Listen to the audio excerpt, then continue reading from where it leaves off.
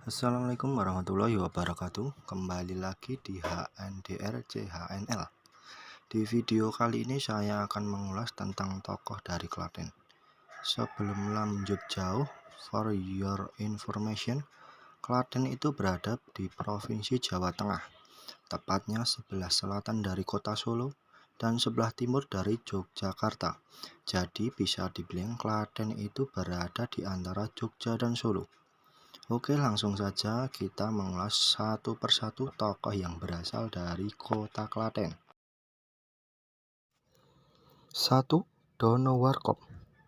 Dr. Andes Haji Wahyu Sardono MS atau yang lebih dikenal dengan Dono Warkop ini ternyata berasal dari kota Klaten. Pria kelahiran Delanggu 30 September 1951 ini sudah membintangi beberapa judul film komedi era 70 sampai 90-an. Sebut saja film seperti Mana Tahan, Chips, Setan Kredit adalah tontonan kita saat liburan atau lebaran sampai saat ini. Bersama dengan Kasino dan Indro, beliau tergabung dalam Warkop DKI. Karir beliau pun tidak bisa dipandang remeh. Beliau pernah menjadi penyiar Prambors era 70 sampai 80-an.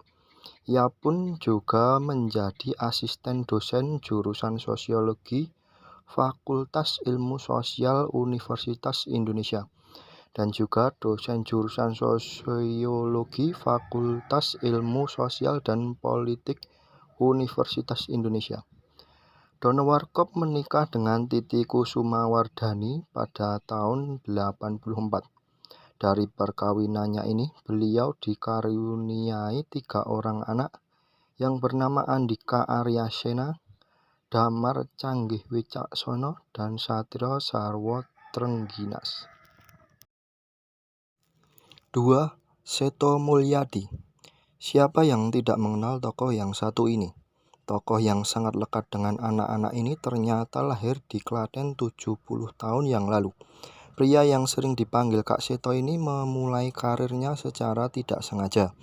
Berawal dari gagalnya beliau tidak diterima di Fakultas Kedokteran Universitas Airlangga dan Universitas Indonesia, ia pun hijrah ke Jakarta. Tanpa bekal dan keahlian, di Jakarta pun Kak Seto memulai hidup dengan kerja serabutan, tidur di kolong jembatan hingga menjadi asisten rumah tangga. Singkat cerita, beliau bertemu dengan Pak Kasur, tokoh pendidikan Indonesia, pencipta lagu, dan juga pembawa acara di TVRI memandu acara Taman Indria. Pada awal karirnya, Kak Seto menjadi asisten Pak Kasur dengan mengisi acara aneka ria Taman Kanak-kanak bersama Henny Purwonegoro. Tak disangka karir Kak Seto melesat semenjak itu. Di sana, beliau mendongeng, bermain sulap bersama anak-anak, dan mengisi acara sambil bernyanyi.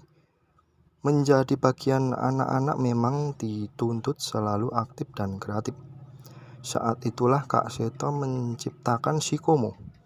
Berupa boneka Sikomo dan lagu yang diciptakan itulah Kak Seto lebih dikenal. Acaranya banyak ditunggu dan membuat namanya kian tenar. Kesuksesannya inilah yang kemudian mengantarkan Kak Seto memborong banyak penghargaan dan sampai saat ini Kak Seto masih mengabdikan dirinya untuk bergelut menjadi bagian pendidikan anak-anak. 3. Hidayat Nur Wahid. Tokoh politik yang satu ini tentu sudah tidak asing di telinga masyarakat Indonesia. Politisi PKS yang pada tahun ini berumur 61 tahun ternyata berasal dari Kebondalem Kidul, Prambanan, Kota Klaten.